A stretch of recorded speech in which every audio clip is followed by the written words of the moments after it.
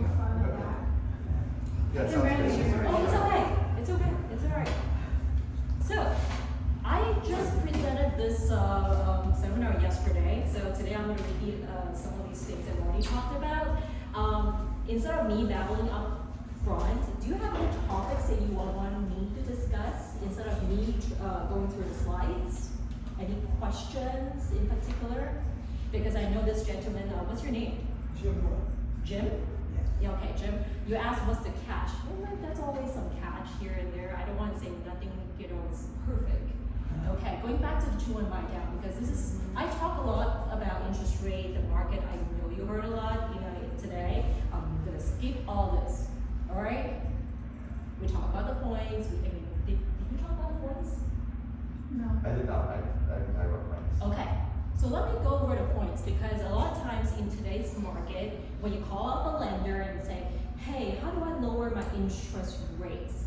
So a lot of times they would say, hey, you want to get a 6.625, and then you have to pay 2 points.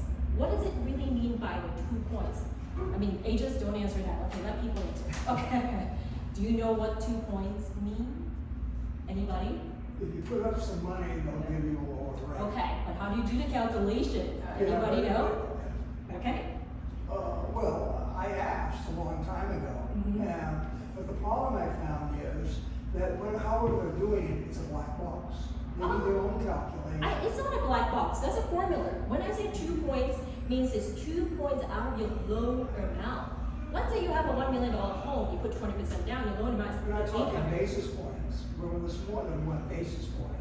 So that's No, it's not basis points, it's 100 basis points, which is not, 1 point is equal to 100 basis points. exactly. So we're talking about 200 basis points right now. So $800,000, a loan amount, 1 point is what? $8,000, right? So you have to do the math, whether this point actually makes sense for your mortgage. When are you going to refinance? If you say, I want to refinance next year, does this $8,000 make sense for you? So you have to talk to a person like Marty. If I pay 1 point, how much is the mortgage difference for me? The PI, principal and interest. If the difference is only $150, you have to keep the loan for a while to make back your $8,000. Does it make sense? You want to refi a year, so it does not make sense. If say you don't want to refi and want to keep it for 30 years, great, pay the $8,000, right? Does it make sense to you guys, ladies? Yeah. Cool. So when you go online, that's why I want people to be cautious when you go online. It's great to buy down points if you plan to keep it for a couple of years. But when you see this interesting, wow, super low rates, make sure you look at all these fine prints. So don't get fooled by some of this website. Always talk to a professional lender, okay? But this is a way to lower your payment. One of the ways. So I know I already talked about the 2-1 buy down. Yesterday I talked about 2-1 buy down. So if you ask me what's the catch?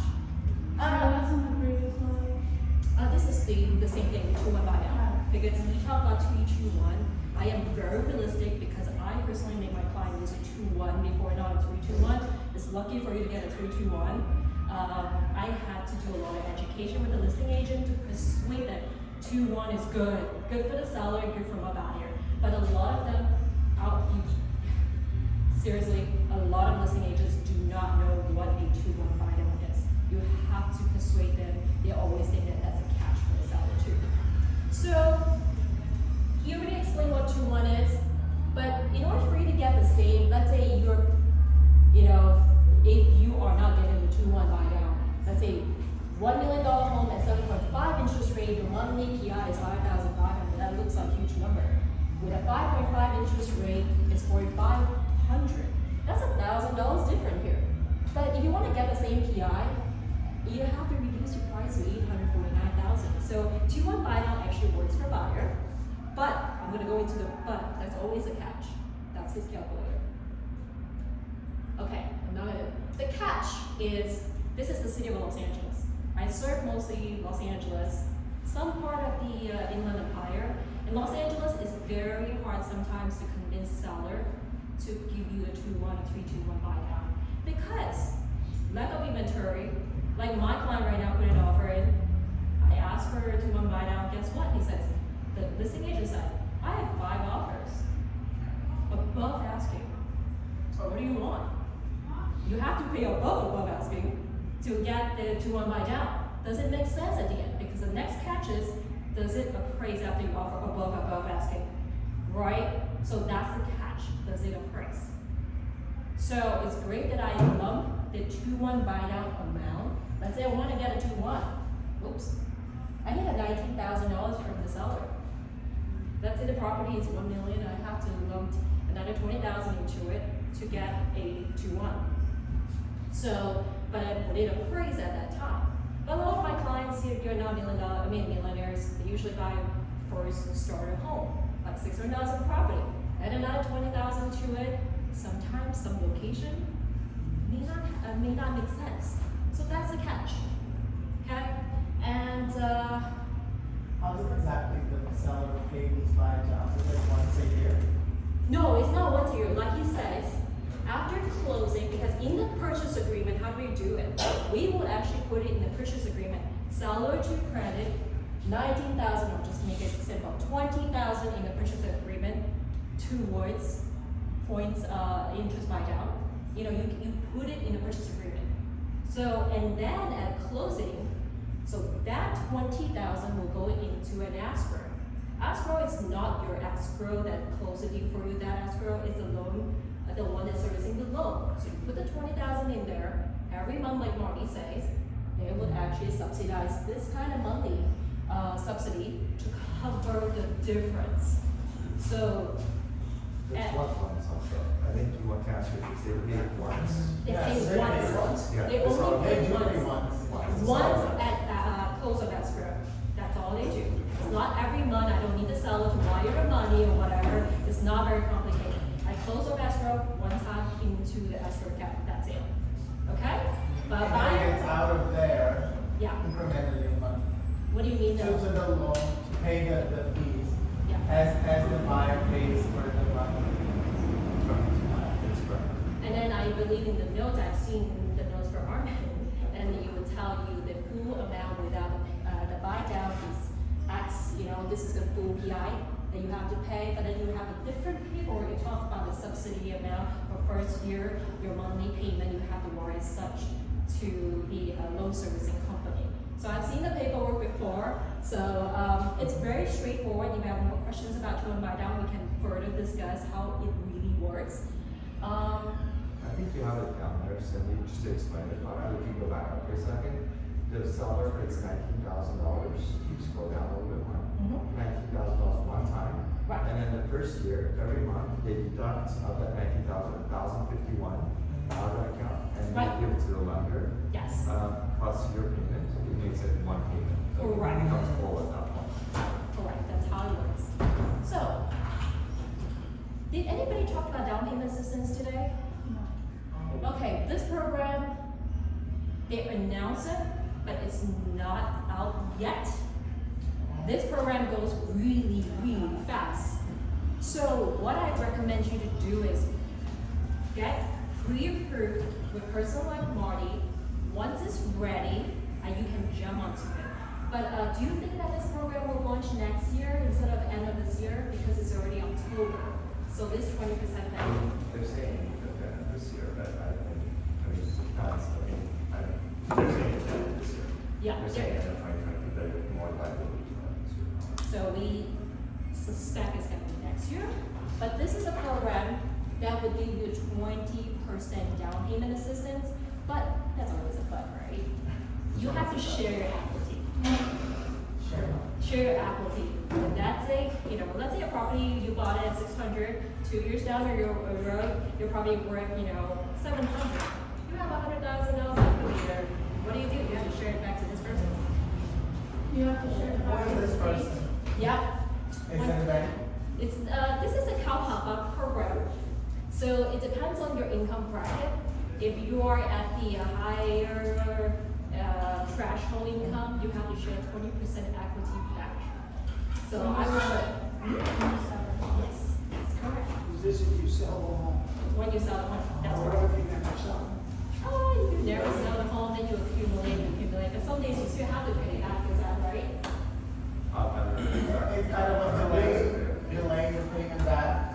Because at the end when you Or- sell, you have to pay back the If you 20% you get from That's them. 20%. as the- well like, as On the that. jet, Like if we actually paid off. So is that 20% of equity lump sum?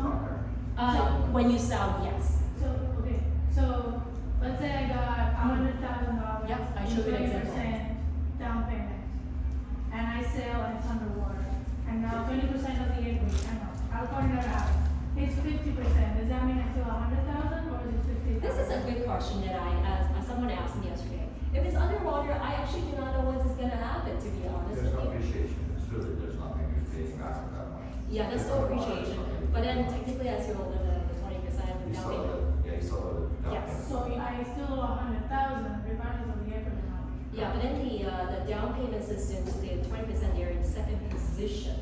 So they need to, yeah, that's too complicated. Loan, okay, So go the ahead. down payment that you give you have to pay back regardless. Yes. That's money, so if it's Plus negative, 20% of the equity, Correct. or the difference to 20% of the equity? plus above and beyond the 20%, this makes you 100, anything above the 100, you have to share the 20% equity. This chart actually shows you pretty clear picture of how much you have to pay back. Let's say the home worth $500,000, you get a 20% down payment from them, which is $100,000, right? And then years down the road, and then your home actually gained quite a bit of value, 640. Then you guess what? You have $140,000 appreciation. What are you gonna do? You're gonna take 20% out of the 140,000. That's 28,000. So basically, when you pay back, you have to pay $120,000. That's what it means. Okay? This is That's for the government. Got it. Yeah, you see State that? California. Okay. State California. So you gotta pay the principal plus appreciation. Yes. It's I mean, the full 20% of equity. Up to 20% of the equity, yes, Right. whatever. So if you borrow 100,000 and equity, 20% of the equity is not 100,000, you have to pay 20,000. But So you kind of made 100,000. So in this case, you have to pay $128,000. 128,000 because appreciation is under only 140,000. 20% of 140,000 is 28%. 28,000. So this one plus the original thing that you borrow, so it's only 120 total. We have to pay back. Oh, question. How long has this program been going for? Sorry. How long has this program been allowed?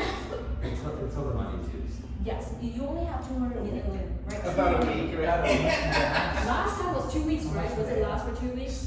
$200 million. It's only 200 million will go really, really fast. How much is there in there right now? They are talking about this round is about 200 million too. Oh, This wow. round. So- It's not released yet, people, so get ready. If somebody gives About 40% of the equity. Yeah. Okay, What so, are we, he has a question, Okay. he's saying, can you borrow? How much of the equity can you borrow back to avoid this payment, when you sell or at the end? what do you mean borrow back? So I think what you're I saying mean, is take out a that, secondary, or tertiary, or quaternary loan. so you're saying, And if you have to, just load all your debt onto this house, and then, buy something else. And then, Basically, they're gonna base on the next selling price. Let's say you're gonna sell, you're not gonna sell it for under the water, right? but I It doesn't mean, matter. here's the thing, I would expect that this would be prohibited, Mhm. and I think you just don't know. But here's the thing, I mean, I buy this whole house for 500,000. It's worth $1 million when I'm thinking about selling it. Mhm. But in the meantime, I borrow most of that extra 500,000 out of the house and put it somewhere else. So now the thing has 950,000, let's say, debt against it. It sells for $1 million, there's only 50,000 equity there's a left. deed restriction. I'm sure they would scream like that. That's prohibited, right? I am not 100% sure about it is prohibited because my understanding, I thought it's actually based on the price that you're gonna sell and then the difference between the price that you bought, basically. I can answer his question. Okay, There's a so- deed restriction, so you can't borrow more. There's a deed restriction, you can't borrow a third or a fourth on this property. Yeah. I figured. Also, it looked like the buyer made money over time. But, he enjoyed the home, I guess, so that's a plus. Enjoy the home and you don't need to have so much cash up front. Yeah. Because 20% down, you want to back your monthly payment versus a 5% down. So people make use of this 20% down just to offset the payment a little bit, so that they feel like, oh, great, I still can afford a home without paying PMI and all these things. So it's a strategy. Not all my clients buying into this concept here, because like I say, I want to share equity, with the government. So why? Yeah, I want to gain the $100,000 myself. Is this probably also incentivizing people to hold for a really long time? Yes. instead of They frequently do. flipping? They do. Because until They your do. equity They do. doesn't grow enough, that you're not gonna. Okay, money. question? Did I hear you say there's no PMI? If you put 20%, then no, why? You know, you have 20% down, no more PMI. Okay, so I know this could be a topic by itself, but that's also a catch, you have to do classes. 2 classes, one is the Alpha class, one is this 20% class. One of the classes, you have to pay $99. So you have to sit for the class. Online. Okay. Alright, so how to apply, those are the links to apply, but we can talk more about that. Buying tips, okay, this is very important because everything we talk about is always involved a catch. So the 2-1 buy down will not work if the seller has multiple offers in the long case. So what do you need to do in order to use this kind of strategies? Look for homes that need some work. Look for homes that have been sitting in the market for a really long time. 30 days or more, you have a better chance. And always pay attention to homes that in and out of escrow. Because you see that very often, agents, I'm sure you've seen that very often lately. People get into escrow, get out of escrow, in, out. I'm always trying to set up search to get those escrow deal. Because usually, if the seller is motivated, that's the key point, motivated, a strong reason to sell, they will work with you to make things work. But of course, the listing agent is gonna be nice. New constructions. I know I'm not sure you guys have seen a lot of new constructions, like KB Homes, Leonard Homes, a lot of these brands. They are the big builders. They have the financial power to offer 3-2-1 a lot of times. If you're okay being in new construction without land, consider some of these big builders. A lot of times there are advertisers that say, I'll get you in for what, 4.25. I just saw one email today for 4.25. Big builders have the financial to do it, so explore that.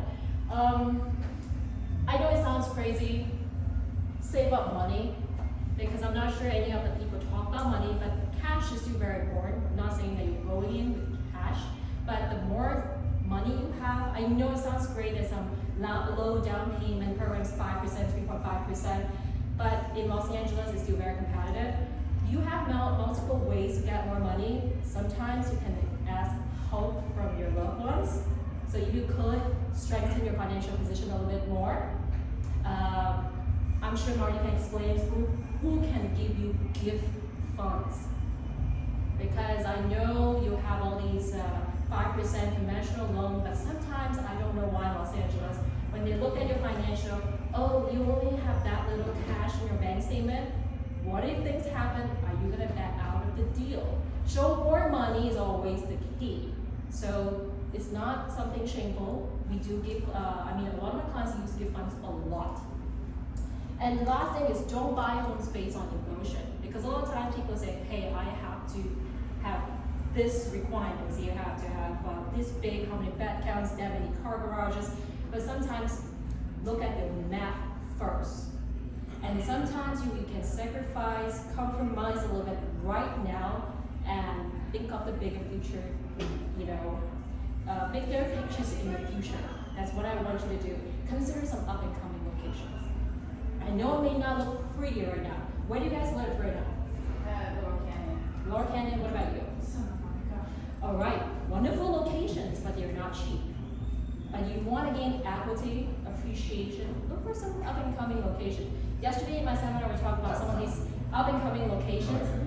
A lot of times the buyer around those locations, I don't want to say borderline, but not as ready.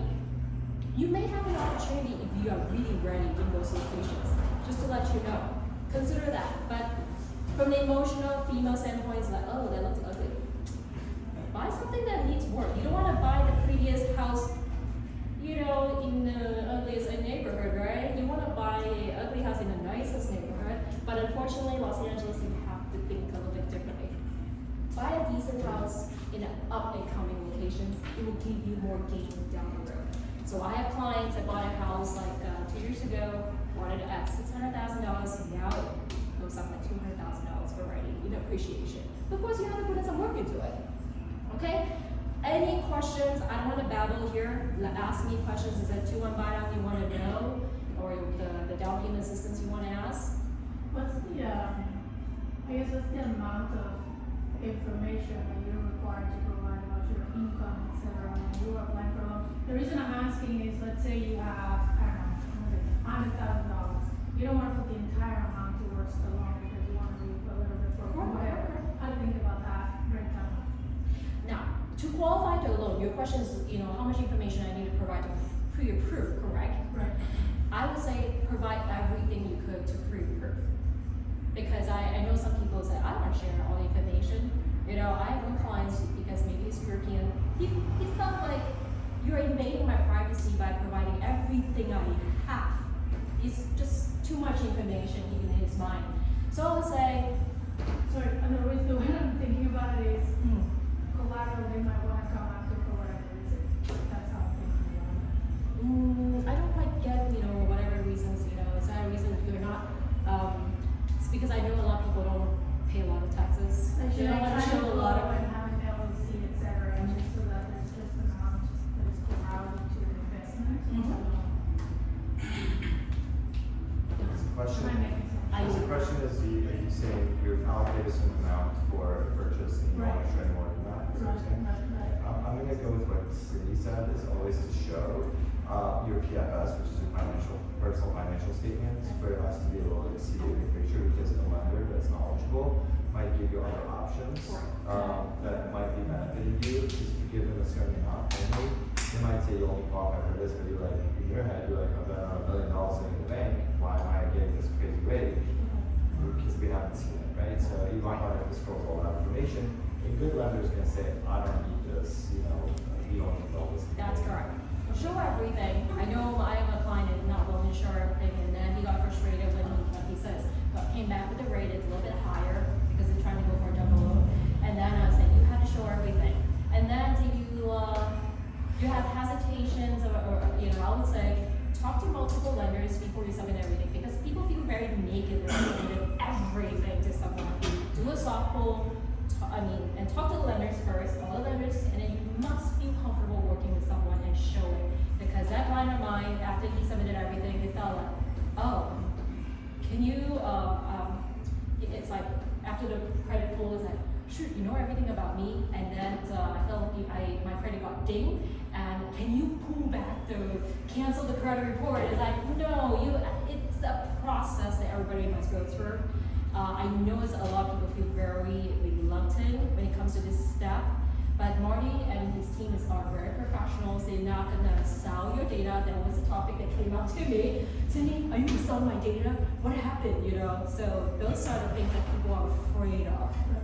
So, but show it. We're not making money right now, so we're solving it. I learned one thing: the people who are selling your data is the credit bureau. You guys are giving me a toggle, sell my data now. Yeah, sorry. You know in California, you have to give me a toggle, sell your data? Oh, yeah, exactly. Yeah, the credit bureau is actually the one selling the data, because the moment he got the applications and he got 1 million phone calls. The credit bureau is called a trigger lead. Oh my God, it was a nightmare after that. Any other questions? Okay. And I think you had a question for me. You said we could give money for down payment. Oh, yeah, down payment. You're rich on calls. I'm kidding. I'm kidding. Yeah. Is You're that the gifting part? Gifting? Like, The gift, the gift yeah, money. okay, gift The money. gift money is actually very useful. You can get it from your parents, your uncle, or do they get like a tax break from it, or no? There's taxation laws. Yes. If they gift you money, there's a certain amount that they can give you every year. I think it's about $17,000.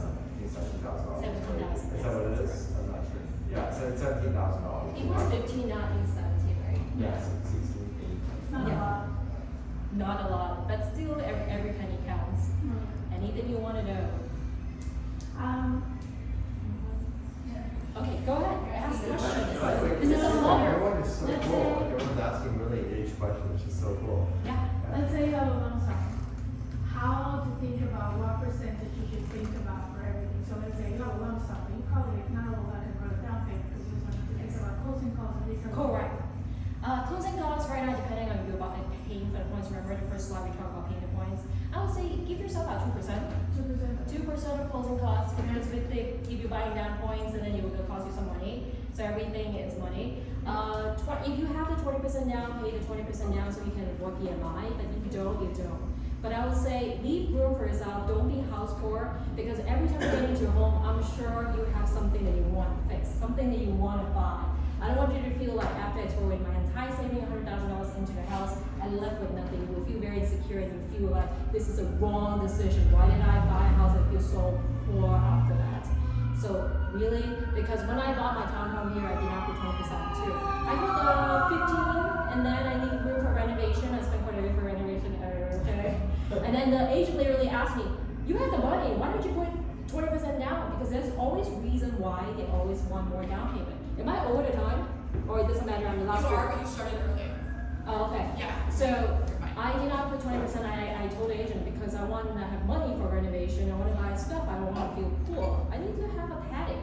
But home buyers always give yourself some padding. A lot of unexpected things happen because when I bought my townhome, one day the faucet leaked and I forgot to basically put a bucket underneath, flooded my house, and then I have a huge bubble when I open the door. Oh shit! Sorry, but you know that kind of things always happen. So leave yourself some padding. Anything else you want to know about home buying tips? Okay, no questions? So closing costs is at 2%? 2%. Yeah, 2%. Yeah, usually it's about 2%. Yeah, Of the cost. of the purchase price. Of the purchase. Yeah, I usually tell people purchase price 2%. Yeah. Anything else? Money-wise? Cool. I can wrap up. Yeah. Cool. Nice. If you have any questions, you know, I always do seminars. I would say I used to do it more often, but now I only do it maybe once every quarter. I have a meetup group. Look for Home Buying Lunch and Learn in West Hollywood. That's me. So look it up. I just had one yesterday, as I said. It's very fun, small group. It's only a group of usually 10, 15 people, like this size, in a big circle, and I provide food, and then we talk. It's a very intimate setting. I want a small group because I want people like you asking me a lot of questions, challenging me to think about something else. Like Jim asked a lot.